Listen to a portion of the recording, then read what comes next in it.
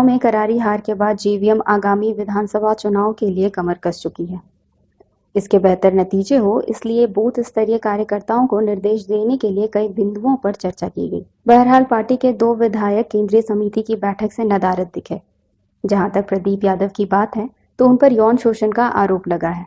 लोकसभा चुनाव के दरमियान ही उन पर रिंकी झा द्वारा आरोप लगाया गया था। मीडिया के सवालों का सामना ना करना पड़े, यह भी कारण रहा होगा नदारद रहने का। अब देखना यह होगा कि मीडिया के सवालों से कब तक बचेंगे। राजनीतिक गलियारों में यह चर्चा है कि प्रकाश राम आगामी विधानसभा चुनाव बीजेपी के बैनर तले लड़ सकते हैं। पार्टी के सुप्रीमो बाबूलाल ने प्रकाश राम के सवालों पर चुप्पी साध ली। बैठक में उस पर हम सब लोगों ने गहन चिंतन मंथन किया और जहां हम सब लोग चुनाव लड़े वहां पर थोड़े और माइक्रो लेवल पर भी हम लोग उसकी समीक्षा करें ताकि हमें एक एक बूथों के बारे में ये समझ बन सके कि कहाँ क्या हुआ, किन कारणों से हमें वोट कम मिले, हमारी ओर से कहाँ चूक रही। तो इसके निश्चित रूप से हम सब लोग माइक्रो लेवल पर उसकी समीक्षा करेंगे, ब्लॉक स्तर के कार्यकर्ताओं के साथ बैठ करके अलग अलग। उसमें तो चेंज नहीं होता है, वर्षा में कहा वर्षा ही चेंज करे तो उस समय सर यहाँ बूथ लूट हुआ करती थी, तो क्या ये मना क्या वो सही था?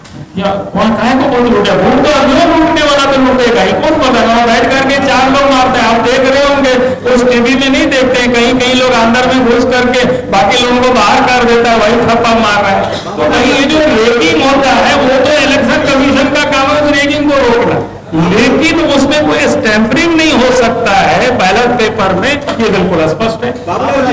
सुझाव हमने कहा कि सारे विषय पर बातें होगी, हम सब लोग जो आया है सुझाव उस पर फिर हम लोग बैठेंगे, फिर आगे सारे विषय पर बाबूलाल जी जदयू ने मामला है उसमें हम क्या करना चाहिए? देखो नहीं, प्रतिक्रिया क्या, डेमोक्रेसी में लड़ना चाहिए किसी को भी, उसमें क्या दिक्कत है बताओ? अच्छा, झारखंड में भूख से मौत का मामला है 21 तारीख को। देखिए अब इस सरकार में इनको वोट चाहिए, न इनको भूख की चिंता है न किसी की स्वास्थ्य की चिंता है, इनको वोट की चिंता है। और झारखंड में पहली दफा ही मौत नहीं हुई है, बल्कि रघुवर के शासन काल में पिछले 1.5 साल के अंदर या 1 साल 4 साल नहीं है, इसी 1-1.5 साल के अंदर में लगभग 20 लोगों की मृत्यु मौत भूख से। और ये आश्चर्य है कि आज भी भाई जहां पर बायोमेट्रिक सिस्टम काम नहीं करता है, किसी का अंगूठा नहीं काम करता है, भाई आप उस गरीबों के साथ इतनी क्यों मजाक कर रहे हैं यार? ये सब एवीएम थे, क्या बोलते हैं, बायोमेट्रिक सिस्टम हटाओ इनको।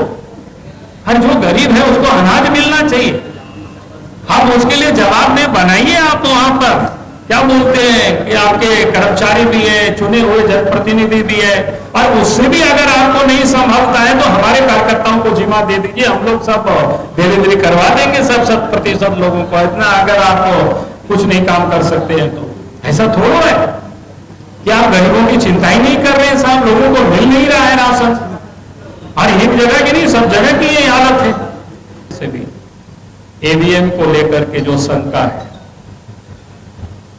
और पहले भी देश के जो अपोजिशन पॉलिटिकल पार्टी 21 ऐसे दल थे जो इलेक्शन कमीशन से भी मिला, सुप्रीम कोर्ट तक थे, और सबों की शुरू में इच्छा थी कि भाई 50% वीवीपैट के भी गिनती हो जाए ताकि ये स्पष्ट हो सके कहीं गड़बड़ी तो नहीं हो रही है, लेकिन कहीं कोई उसकी सुनवाई नहीं हुई।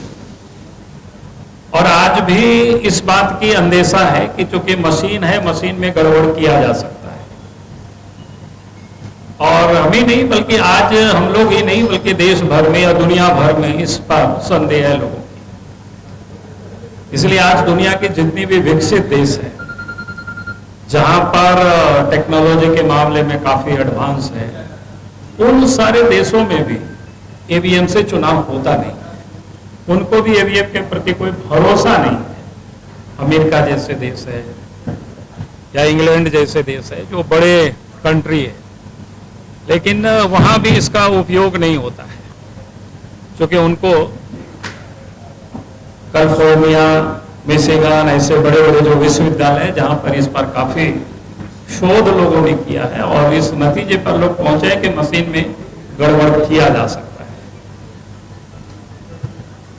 तो इसलिए आज भी देश भर में एक बड़ा आंदोलन चल रहा है कि नहीं, ईवीएम मशीन को छोड़कर के इसको हटाया जाए और पुरानी जो विश्वसनीय जो व्यवस्था है बैलेट पेपर, एक तो बैलेट पेपर से चुनाव कराया जाए, ये हमारी पार्टी का स्पष्ट मत है। और आज पार्टी ने बैठक में इसको सर्वसम्मति से निर्णय लिया है कि हम भी उस आंदोलन के साथ हैं और उस आंदोलन के हम भी हिस्सा होंगे जिस आंदोलन में ये जो ईवीएम को हटा करके और पुरानी जो व्यवस्था थी, जो विश्वसनीय जो व्यवस्था है बैलेट पेपर से मतदान हो, इसकी हम सब लोग पछता है।